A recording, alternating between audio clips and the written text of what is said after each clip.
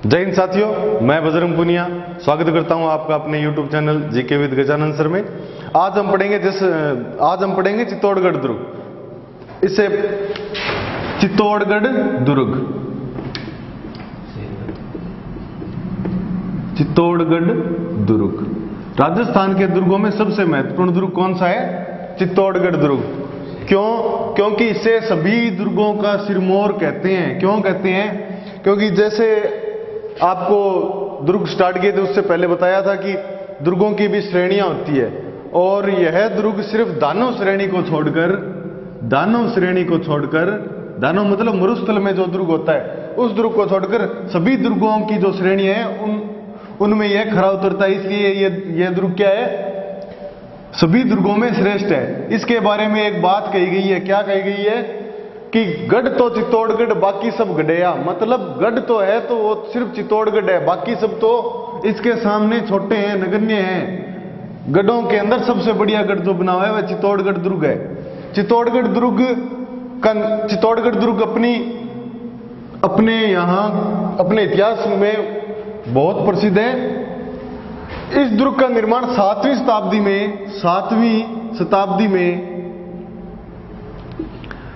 शताब्दी में चित्रांगद मौर्य द्वारा इसका निर्माण करवाया गया था। चित्रांगद मौर्य ने इस दुर्ग का निर्माण करवाया था। मेसा के पठार पर स्थित है यह दुर्ग। कहां स्थित है? मेसा के पठार पर स्थित है यह दुर्ग। चित्रांगद मौर्य ने चित्रकूट नामक पहाड़ी है, उस पहाड़ी पे यह दुर्ग बनाया था और इसे चित्रकूट के रूप में बसाया था। किसके रूप में बसाया था? चित्रकूट के रूप में बसाया था। इसलिए इसे क्या कहते हैं? इसी का अपभ्रंश नाम है चित्तौड़ के रूप, इसलिए इसे क्या कहते हैं? चित्तौड़। और 734 ईस्वी के अंदर 734 ईस्वी में मेवाड़ राज्य के संस्थापक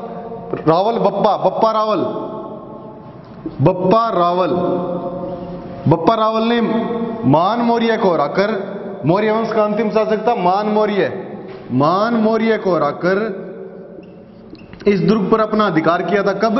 734 ईस्वी में। और एक राजस्थान के एक नए राजघराने या फिर नए रजवाड़े की शुरुआत की थी जिसे हम मेवाड़ राजघराना कहते हैं।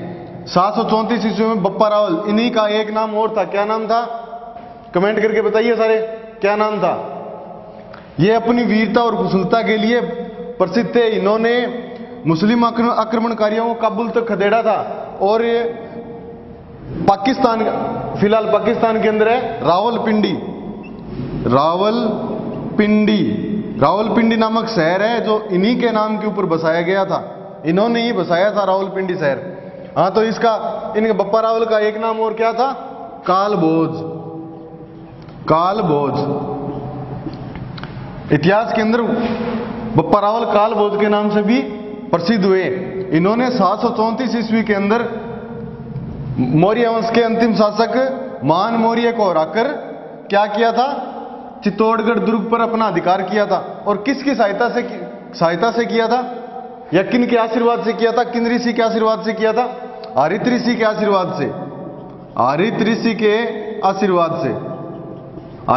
के आशीर्वाद से इन्होंने, बप्पा रावल ने मान मौर्य को हराकर चित्तौड़गढ़ दुर्ग पर अपना अधिकार किया था। और इस दुर्ग के आधुनिक निर्माता किन्हें कहा जाता है? कमेंट करके बताइएगा।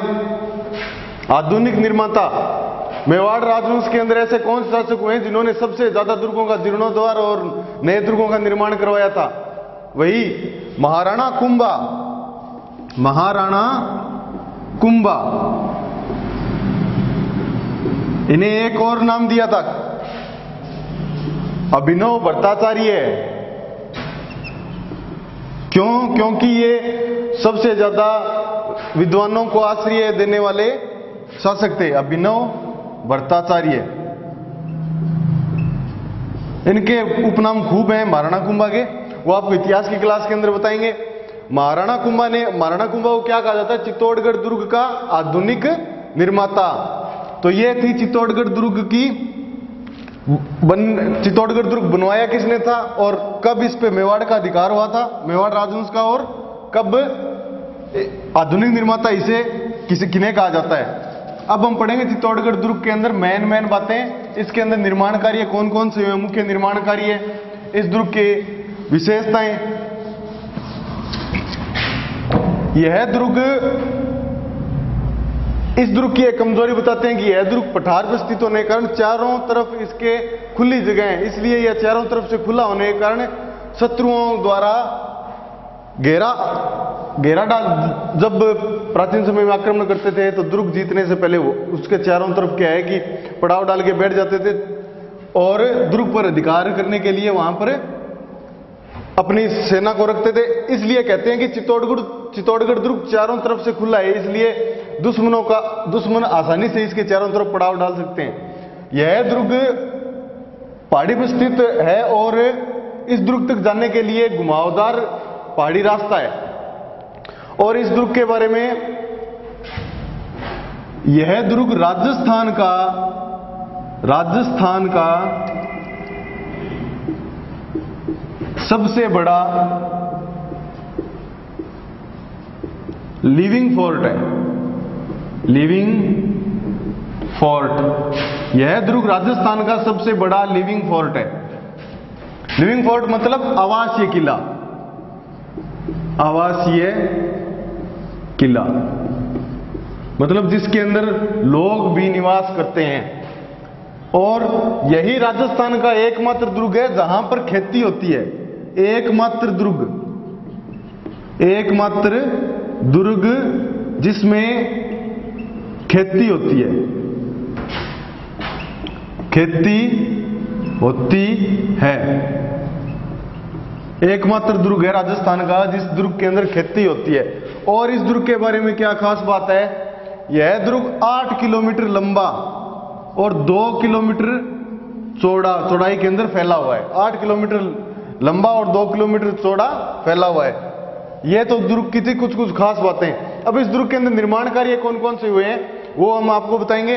इस दुर्ग का सबसे मुख्य आकर्षण है रावल रतन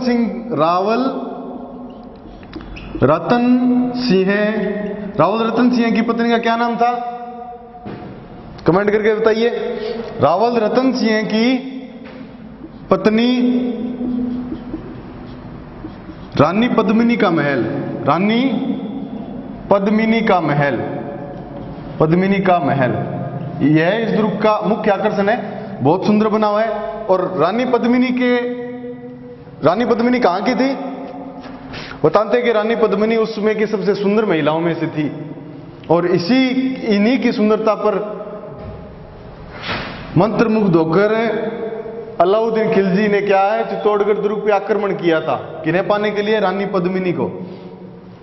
तो रानी पद्मिनी कहां की थी, यह सिंहल द्वीप मतलब वर्तमान श्रीलंका, सिंहल द्वीप के राजा गंधर्व सेन की पुत्री थी। गंधर्व सेन की पुत्री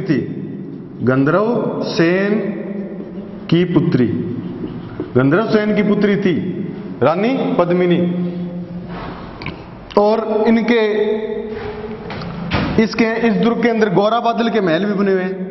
गोरा बादल के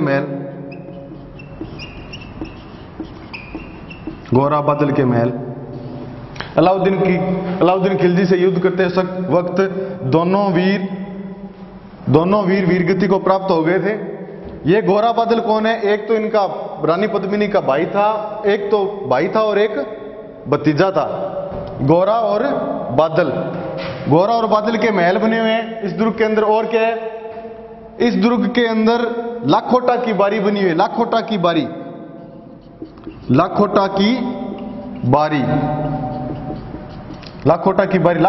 किसे कहते हैं, लाखोटा की बारी एक खिड़की है। चित्तौड़ी बुर्ज के पास बनी हुई एक खिड़की है। इसी लाखोटा की बारी पे जयमल खड़ा था। जब अकबर ने इस दुर्ग पे आक्रमण किया था राणा उदय सिंह के समय, इस खिड़की पर खड़ा था। और अकबर के पास एक अपनी प्रिय बंदूक थी, उस बंदूक का क्या नाम था, संग्राम। अकबर ने अपनी संग्राम बंदूक से क्या किया, गोली चलाई और वो गोली किसके लगी? जयमल के पैर के लगी और जयमल क्या हो गया? वहां पर लंगड़ा हो गया था। ये लाखोटा की बारी बनी है। और इस दुर्ग के अंदर चित्तौड़ी बुर्ज, चित्तौड़ी बुर्ज, तो इसके साथ बताइए, कमेंट के अंदर करके बताइएगा, राजस्थान में सबसे ज्यादा बुर्ज किस दुर्ग के अंदर है? चित्तौड़ी बुर्ज।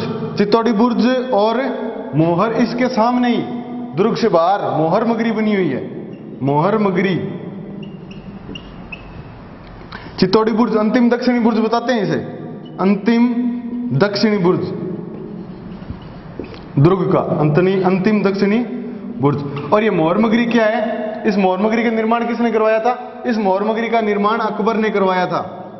क्यों? चित्तौड़गढ़ दुर्ग पे जब ये अधिकार करने के लिए आया तो दुर्ग के दरवाजे बंद होने के कारण दुर्ग के अंदर तो प्रवेश कर नहीं सकता था। अब क्या करे? अब चित्तौड़गढ़ दुर्ग के अंदर प्रवेश करने के लिए पहले जैसे भी कोई भी सैनिक दुर्ग पे आक्रमण करने के लिए दुर्ग के पास जाएगा तो ऊपर से पत्थर वगैरह हैं, तीर कमान है, उनके सारे क्या है, दुश्मन को हताहत होना पड़ेगा। इसलिए ऐसी एक ऊंची जगह चाहिए थी जहां पर जाकर अकबर या अकबर के सैनिक, जिससे दुर्ग के अंदर खड़े सैनिकों के ऊपर हमला कर सके। इसलिए अकबर ने इस मोहर मगरी का निर्माण करवाया था। मोहर मगरी इसे क्यों कहते हैं? क्योंकि इस मोहर मगरी को बनाने के लिए जब अकबर ने कहा था कि बनाओ तो सभी ने मना कर दिया कि वहां कौन जाए, वहां से सीधा दुश्मन की एकदम तीरों के सामने होंगे, तीर भालों के सामने होंगे, तो इसका मतलब वहां जाना तो मौत को न्यूनता देना। इसलिए अकबर ने कहा था कि एक टोकरी मिट्टी डालो और एक सोने की मोहर लो, एक सोने की मोहर। ये लालच दिया था अकबर ने उस टाइम, क्या एक टोकरी मिट्टी डालो, एक सोने की मोहर लो। इसलिए इसे क्या बोलते हैं? मोहर मगरी। चलो आगे देखते हैं और क्या बना हुआ है इसके अंदर। चलो एक छोटा सा एक वो किस्सा है चित्तौड़गढ़ दुर्ग के बारे में। पन्ना दाई का, पन्ना दाई कौन थी? पन्ना दाई क्या कहते हैं? इन्होंने चित्तौड़ राजवंश या ये बोल सकते हैं सिसोदिया राजवंश की क्या है, सिसोदिया राजवंश को बचाया था इन्होंने। कैसे? अपने पुत्र चंदन की बलि देकर, और चंदन को उदय सिंह की जगह अपने पुत्र चंदन को सुला दिया था। और बनवीर ने क्या किया था? बनवीर ने उसे चंदन समझकर मार दिया था।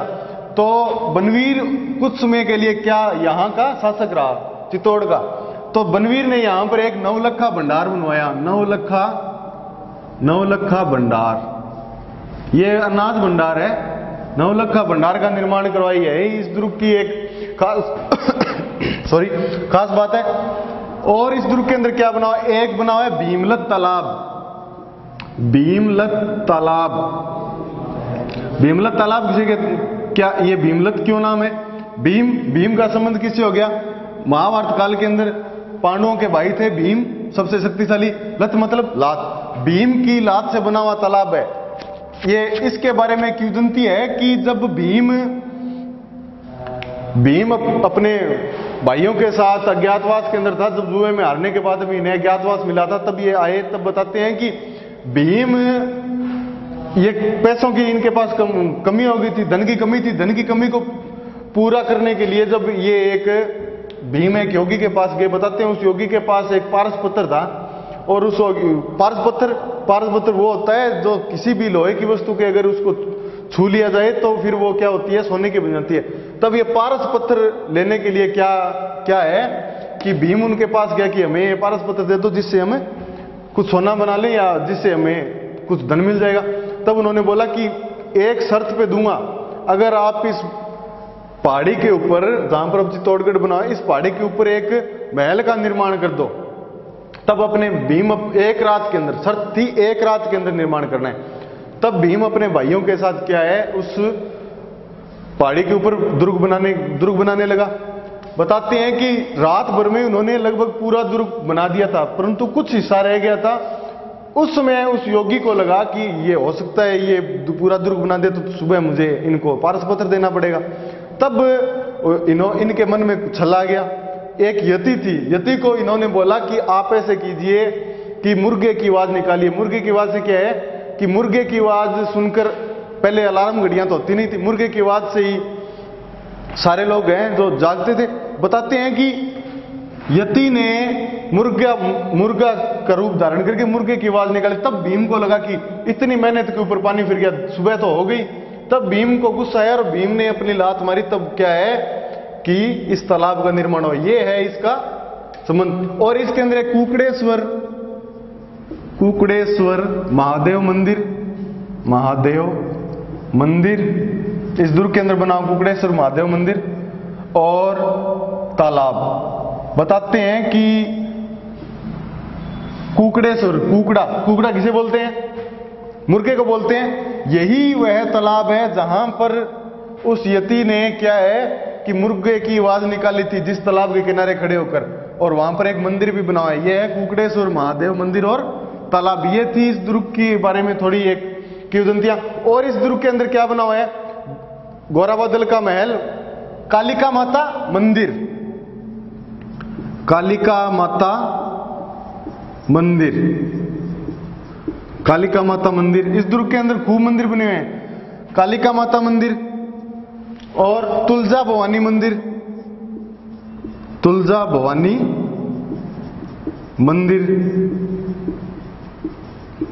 श्रृंगार चौरी मंदिर। ये एक जैन मंदिर है, जैन मंदिर। इस मंदिर के बारे में भी बताया जाता है कि यह महाराणा कुंभा की पुत्री की शादी के समय चौरी थी। उस चौरी के ऊपर क्या है कि मंदिर का निर्माण करवाया गया, उसे क्या कहते हैं? श्रृंगार चौरी मंदिर। और इस दुर्ग के अंदर क्या बना हुआ है? कुंभ स्वामी मंदिर। इसे ही क्या बोलते हैं? मीरा मंदिर। आपको पता है मीरा जी थी, वो क्या महाराणा सांगा के सबसे बड़े ज्येष्ठ पुत्र राणा भोज के साथ इनका विवाह हुआ था और उनकी थोड़ी समय मृत्यु हो गई थी। और वैसे मीरा ने अपना पति किसे माना था? श्री कृष्ण भगवान को। और यही वो मंदिर है जिस मंदिर के अंदर मीरा कृष्ण भगवान की पूजा करती थी। मीरा मंदिर या ये कुंभ स्वामी मंदिर। और एक है समिदेश्वर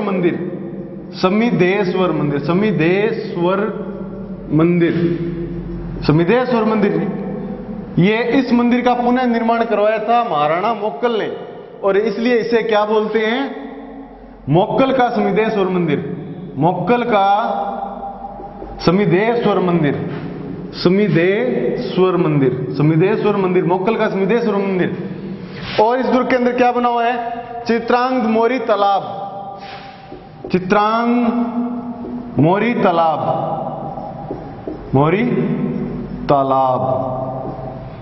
मोरी तालाब इस दुर्ग के अंदर बना हुआ है पानी के लिए। और इस दुर्ग के अंदर एक हवेली बनी हुई है। थोड़ा सा बताइए, महाराणा प्रताप की धन देकर किन्होंने सहायता की थी? भामाशाह ने। इस दुर्ग के अंदर एक भामाशाह की हवेली बनी हुई है, भामाशाह की हवेली।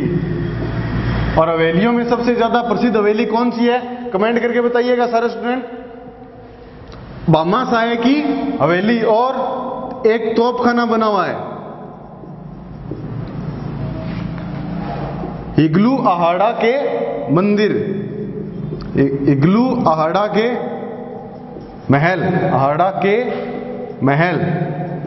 अहाड़ा के महल। और इस दुर्ग के अंदर क्या बना हुआ है? इग्लू अहाड़ा के महल, भामाशाह की हवेली, तोपखाना। और इस दुर्ग के अंदर मुख्य बात करें तो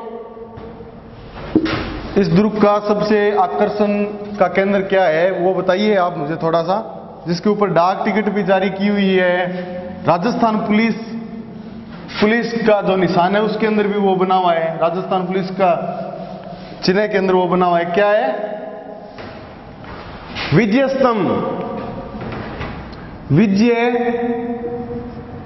स्तंभ। और राजस्थान का पहला विजय स्तंभ कौन सा था? कमेंट करके बताइएगा। समुद्रगुप्त के द्वारा निर्मित है वो विजय स्तंभ, और वो किस दुर्ग के अंदर है, कमेंट में बताइएगा। विजय स्तंभ, विजय स्तंभ, इसे भी कीर्ति स्तंभ भी बोलते हैं, कीर्ति स्तंभ।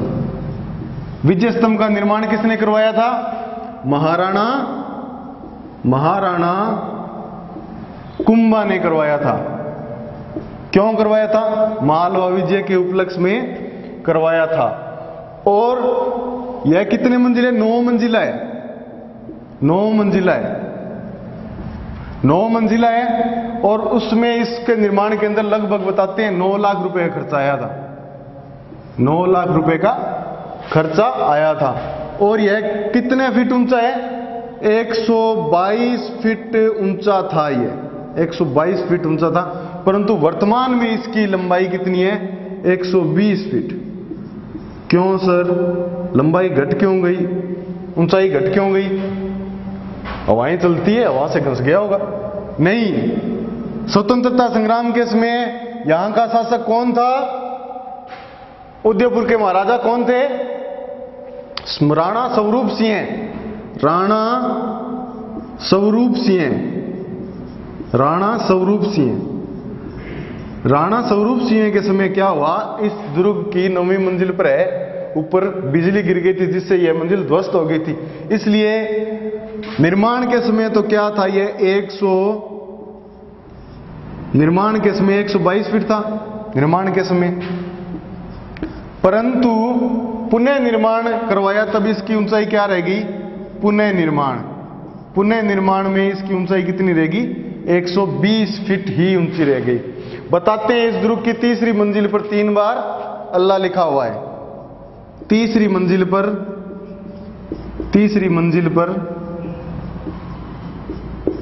3 बार अल्लाह शब्द लिखा हुआ है, अल्लाह शब्द लिखा हुआ है। तीसरी मंजिल पर 3 बार अल्लाह शब्द लिखा हुआ है। और ऐसी कौन सी मंजिल है जहां पर एक भी मूर्ति नहीं है? 9वीं मंजिल पर एक भी मूर्ति नहीं है, 9वीं मंजिल पर एक भी मूर्ति नहीं है। और 5वीं मंजिल पर इसके निर्माणकर्ता हैं, उनका नाम लिखा हुआ है। 5वीं मंजिल पर जेता, नापा, पुंजा, इनके नाम लिखे हुए हैं। इस कीर्ति स्तंभ या विजय स्तंभ को क्या कहते हैं? हिंदू मूर्तियों का विश्वकोश, हिंदू मूर्ति कला का खजाना या विश्वकोश कह सकते हैं। इसका एक नाम विष्णु स्तंभ भी है, क्योंकि महाराणा कुंभा थे वो किन के भक्त थे? विष्णु जी के। और यह अपने पूज्य देवता विष्णु जी को समर्पित है, विष्णु जी को समर्पित है। और इस दुर्ग के बारे में कर्नल जेम्स टोड को एक उपनाम से और जानते हैं। किस नाम से जानते हैं? कमेंट करके बताइएगा सारे। कर्नल जेम्स टोड ने इसे क्या कहा था? इसे कुतुब मीनार से भी श्रेष्ठ बताया था। कुतुब मीनार से भी श्रेष्ठ बताया था, इसे श्रेष्ठ बताया था। और फर्ग्यूसन ने इसे क्या बताया था? फर्ग्यूसन ने इसे क्या बताया था? फर्ग्यूसन ने कहा था रोम के अंदर एक टार्जन नामक एक टावर बना हुआ है, उस रोम के टार्जन से भी श्रेष्ठ, रोम के टार्जन से भी श्रेष्ठ, रोम के टार्जन से भी श्रेष्ठ बताया इसे। उपेंद्र ने इसे विष्णु ध्वज कहा है, उपेंद्र ने इसे विष्णु ध्वज कहा है, विष्णु ध्वज। ये तो हो गया विजय स्तंभ। और एक इसी के समान 7 मंजिला एक विजय स्तंभ के समान ही जिसे बोलते हैं कीर्ति स्तंभ, जैन कीर्ति स्तंभ है। वो कीर्ति स्तंभ भी बना हुआ है कहां? चित्तौड़गढ़ दुर्ग के अंदर। उसका निर्माण किसने करवाया था? कंफ्यूज मत हो जाना कीर्ति स्तंभ और विजय स्तंभ के अंदर। कीर्ति स्तंभ, कीर्ति स्तंभ। कीर्ति स्तंभ का निर्माण एक जैन श्रेष्ठी था, जैन श्रेष्ठी। श्रेष्ठी किसे बोलते हैं? श्रेष्ठ होता है उसे नहीं, श्रेष्ठ मतलब एक सेठ आदमी था, बनिया था, जैन बनिया था। क्या नाम था उसका? जिज्जा। कहीं कहीं ये जिजाक भी मिलने को देखने को मिलता है। जैन श्रेष्ठी जिजाक के द्वारा कि जैन कीर्ति स्तंभ का निर्माण करवाया गया था। ये क्या है? जैन कीर्ति स्तंभ है। जैन कीर्ति स्तंभ का निर्माण करवाया गया था और यह आदिनाथ को समर्पित है। आदिनाथ, आदिनाथ कौन है? जैनों के प्रथम तीर्थंकर, प्रथम तीर्थंकर, प्रथम तीर्थंकर आदिनाथ को समर्पित है। क्या? ये जैन कीर्ति स्तंभ। ये इस दुर्ग के कुछ निर्माण कार्यों के बारे में हो गए। इस दुर्ग का मुख्य प्रवेश द्वार है, उसे क्या बोलते हैं? पाडन पोल। और अंतिम प्रवेश द्वार को रामपोल। 7 प्रवेश द्वार बने हुए। प्रथम प्रवेश द्वार को क्या कहते हैं? पाडन पोल। और अंतिम प्रवेश द्वार को रामपोल। ये इस दुर्ग की कुछ निर्माण के बारे में बातें हो गई। अब हम पढ़ेंगे इस दुर्ग की एक और विशेषता। क्या? इस दुर्ग के अंदर 3 शाखे हुए हैं। इस दुर्ग के अंदर कितने शाखे हुए हैं? 3 शाखे। अब शाखा किसे कहते हैं? पीछे एक जहां पर 2 सेकेंड, जहां पर शाखा किसे कहते हैं? देखिएगा, जौहर और केसरिया, जौहर और केसरिया दोनों हो, उसे क्या कहते हैं? शाखा। जौहर और केसरिया हो वहां, उसे क्या कहते हैं? शाखा कहते हैं। जौहर किसे कहते हैं? पहले केसरिया देखिए। जब कोई आक्रमणकारी दुर्ग को चारों तरफ से घेर लेता था तब क्या होता था?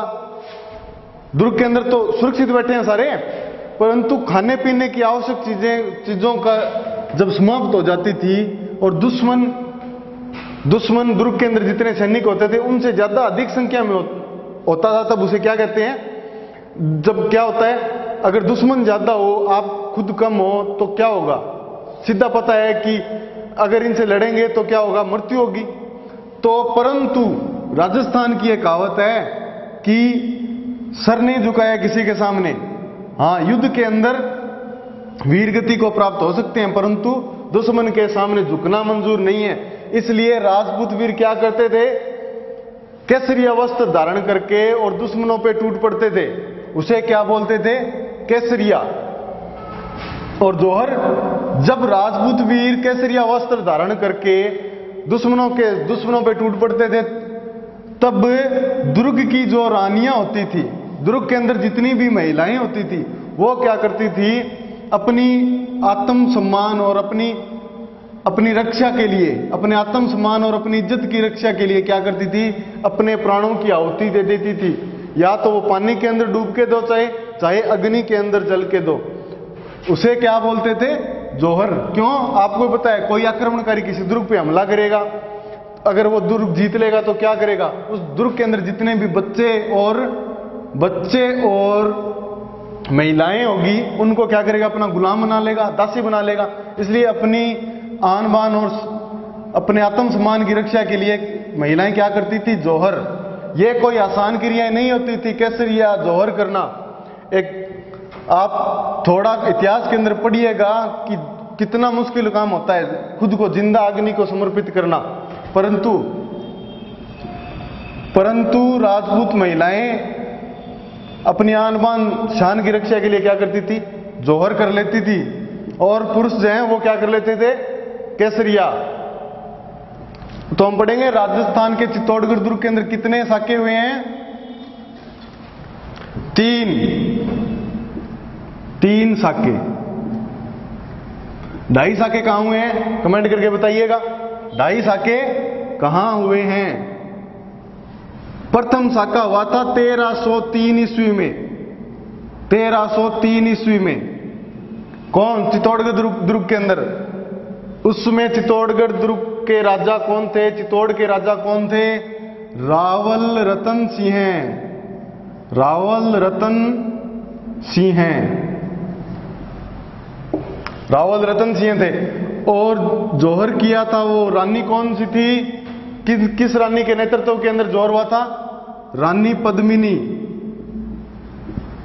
रानी पद्मिनी के नेतृत्व में जौहर हुआ था। और आक्रमणकारी कौन था? दिल्ली का सुल्तान अलाउद्दीन खिलजी। अलाउद्दीन खिलजी। इसके ऊपर एक मूवी भी बनी हुई है, पद्मावत, संजय लीला भंसाली के द्वारा बनाई हुई है। उसके अंदर देखिएगा आप, साका हुआ था, उसके अंदर राजपूत वीर हैं, वो क्या है, दुश्मन से लड़ते हुए वीरगति को प्राप्त हुए थे। और महिलाओं ने जौहर किया था। वो जौहर का जो दृश्य था वो देखिएगा, कितना मार्मिक दृश्य था वो।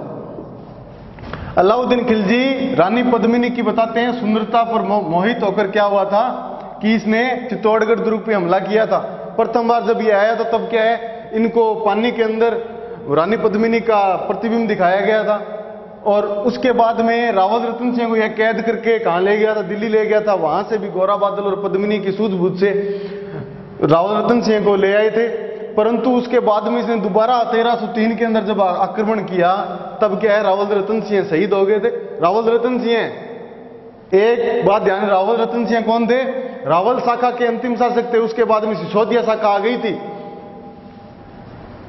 उसके बाद में कौन सी शाखा आ गई थी? सिसोदिया, जो अपने नाम से पहले क्या लगाते थे? राणा। अब आगे दो शाखे और हैं, उनके अंदर पढ़ेंगे, उनके अंदर क्या है? राणा ही लगेगा सबके। और उससे पहले क्या लगता था? रावल। मैंने कई जगह प्रश्नों के अंदर देखा है भी अलाउद्दीन खिलजी के इसमें मेवाड़ का शासक कौन था? तो राणा रतन सिंह लिखा हुआ। नहीं, राणा रतन सिंह नहीं थे, रावल रतन सिंह थे। रावल रतन सिंह रावल शाखा के अंतिम शासक थे। और रानी पद्मिनी ने उसमें जौहर किया था। और उसमें आक्रमणकारी कौन था? अलाउद्दीन खिलजी, दिल्ली का सुल्तान अलाउद्दीन खिलजी। इसको अलाउद्दीन खिलजी 5 शाखे हुए थे उस टाइम। अलाउद्दीन खिलजी की वजह से राजस्थान के अंदर, अलग से उनको डिटेल के अंदर पढ़ेंगे। 1303 के अंदर राजस्थान का प्रथम शाखा, उसके बाद में दूसरा शाखा, राजस्थान का प्रथम शाखा 1301 रणथंभौर दुर्ग वाला था। और वही राजस्थान का एकमात्र जल जौहर था। और इसके अंदर रानी पद्मिनी ने क्या किया था? अग्नि जौहर किया था। 1303 के अंदर चित्तौड़गढ़ दुर्ग का प्रथम शाखा। अब चलते हैं चित्तौड़गढ़ दुर्ग का दूसरा शाखा 1534-1535 ईस्वी का। 1534-1535 मतलब 34 में आके पड़ाव डाला था और 35 में इस दुर्ग का पतन हुआ था। उसमें यहां का शासक कौन था? विक्रमादित्य। विक्रमादित्य राणा सांगा के पुत्र थे ये विक्रमादित्य। और ये अभी क्या थे? बाल्यावस्था में थे। बाल्यावस्था में थे। और यहां का जो राज का जो कार्यभार है वो कौन संभालते थे? कौन संभालती थी? राजमाता कर्मावती। राजमाता कर्मावती ने संभाला था यहां का विक्रमादित्य के समय कार्यभार। और उसमें आक्रमणकारी कौन था? गुजरात का शासक बहादुर शाह। ये वही कर्मावती है जिनका हम पढ़ते हैं कि कर्मावती ने क्या किया था? जब इनको पता चला कि गुजरात का बहादुर शाह आक्रमण करने के लिए आ रहा है, तब अपनी सैन्य शक्ति, क्यों उसी समय तो खानवा का युद्ध हुआ था जिसके अंदर क्या हुआ था, उस समय महाराणा सांगा थे, उनको जहर दे दिया गया था। और उसमें मेवाड़ की शक्ति थी वो थोड़ी सी कमजोर थी, इसलिए कर्मावती ने क्या किया? दिल्ली का उसमें सुल्तान कौन था? दिल्ली के अंदर उसमें मुगलों का शासन था और वहां का शासक था हुमायूं। इन्होंने क्या है, कर्मावती ने हुमायूं को क्या भेजी थी? राखी। अपना भाई मानकर क्या भेजी थी? राखी भेजकर कहा था कि बहादुर शाह है वो आक्रमण करने के लिए आ रहा है। और कर्मावती ने हुमायूं को राखी भेजी कि आप मेरे राखी भाई बनकर आइए और हमारी गुजरात के बहादुर शाह से रक्षा कीजिए। परंतु बताते हैं कि हुमायूं आने में लेट हो गया और बहादुर शाह क्या है कि चित्तौड़ के अंदर घुस गया और उसने काफी क्षति पहुंचाई चित्तौड़ को। बताते हैं कि हुमायूं भी आया था। हुमायूं अब उसमें कर्मावती, राजमाता कर्मावती थी, परंतु केसरिया किसने किया था? ठाकुर बाघ सिंह ने। ठाकुर बाघ सिंह ने क्या किया था? केसरिया किया था। राजमाता कर्मावती ने जौहर किया था। और उसमें कितनी रानियों के साथ, कितनी महिलाओं के साथ इन्होंने जौहर किया था? 13,000 रानियों के साथ इन्होंने जौहर किया था। सबसे राजस्थान का सबसे बड़ा जौहर था ये।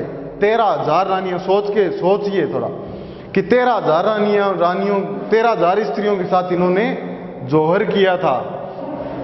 यह था राजस्थान के चित्तौड़गढ़ दुर्ग का द्वितीय शाखा। अब पढ़ेंगे राजस्थान के चित्तौड़गढ़ दुर्ग का तीसरा शाखा।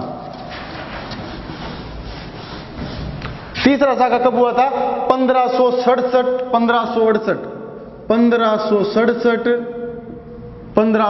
के अंदर और अंतिम शाखा हुआ था तीसरा शाखा।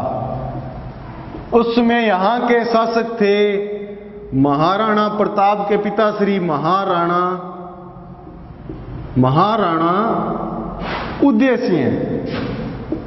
सिंह, महाराणा उदय सिंह। और हमला किसने किया था? उसमें दिल्ली का शासक था अकबर ने दुर्ग पे हमला किया था। बताते हैं कि महाराणा उदय सिंह को जब पता चला कि अकबर हमला करने के लिए चित्तौड़ आ रहा है, तब इन्होंने अपने सामंतों के साथ, अपने सेनापतियों के साथ जब इन्होंने विचार विमर्श किया, तब बताते हैं कि महाराणा उदय सिंह को सबने बोला कि महाराणा आप उसमें उदय सिंह ने क्या है, उदयपुर नगर की स्थापना कर ली थी और उदयपुर को मेवाड़ की राजधानी बना दिया था। उदयपुर को। तब उन्होंने साथी सेनापतियों ने कहा कि आप ऐसा कीजिए कि चित्तौड़गढ़ दुर्ग का बार है वो जयमल वह फत्ता पर सौंप दीजिए और आप खुद क्या है कि उदयपुर की रक्षा के लिए उदयपुर चले जाइए। तब बताते हैं कि महाराणा उदय सिंह उदयपुर की रक्षा के लिए कहां चले गए? उदयपुर आ गए। और मेवाड़ के अंदर किन्हें छोड़ दिया? जयमल और फत्ता को। अब अकबर यहां आया, कुछ इन्हें महाराणा उदय सिंह कायरता बताते हैं कि महाराणा उदय सिंह भागे नहीं थे। महाराणा उदय सिंह उदयपुर की रक्षा के लिए वहां चले गए थे क्योंकि राजधानी उदयपुर थी, और जयमल और फत्ता को दुर्ग का भार सौंपकर खुद चले गए थे। अब अकबर ने यहां आकर आक्रमण किया। तब बताते हैं कि जौहर किया था फूल कंवर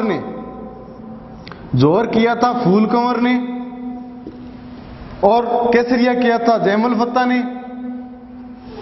उस समय फूल कंवर ने 1300 स्त्रियों के साथ जौहर किया था। 13,000 रानियों के साथ कर्मावती ने किया था। 700 स्त्रियों के साथ जौहर किया था और जयमल और फत्ता ने केसरिया किया था। यही जयमल अकबर की संग्राम बंदूक से इसी युद्ध के अंदर क्या हुआ था? जयमल लंगड़ा हो गया था और अकबर ने जयमल और फत्ता की बहादुरी को देखकर वापिस आगरा लौटते ही आगरा के किले में क्या किया? किले के मुख्य द्वार पर इनकी हाथियों पर सवार पाषाण मूर्तियां लगवाई थी। आज के टाइम में ये कहां है? ये पाषाण मूर्तियां कहां है? जूनागढ़ दुर्ग बीकानेर के अंदर है ना। जयमल और फत्ता की वीरता को देखकर अकबर ने क्या किया? आगरा लौटते ही आगरा के किले के मुख्य द्वार पर पाषाण मूर्तियां, गजारूढ़ पाषाण मूर्तियां, हाथी पर सवार पाषाण मूर्तियों का निर्माण करवाया था। और बताते हैं कि अकबर का ये अपने जीवन का काला धब्बा भी बताते हैं इसे। क्योंकि बहकावे में आकर अकबर ने कत्लेआम का आदेश दे दिया था बताते हैं 30,000 लोगों की हत्या की थी इसने इस दुर्ग के अंदर। 30,000 लोग थे उसमें दुर्ग के अंदर और 30 सबकी इसने क्या है निर्मम हत्या कर दी थी। यह था चित्तौड़गढ़ का अंतिम और तीसरा साका। इसी के साथ चित्तौड़गढ़ दुर्ग की मुख्य बातें पूरी हुई। तो कल क्लास नहीं लगा पाई इसलिए, क्योंकि कल थोड़ी टेक्निकल समस्या आने के कारण कल सारी क्लासें नहीं हो पाई। और आप एक हमारा टेलीग्राम चैनल भी है जीके विद गजानन सर के नाम से, वहां से इनके सारे नोट्स प्राप्त कर सकते हो। धन्यवाद।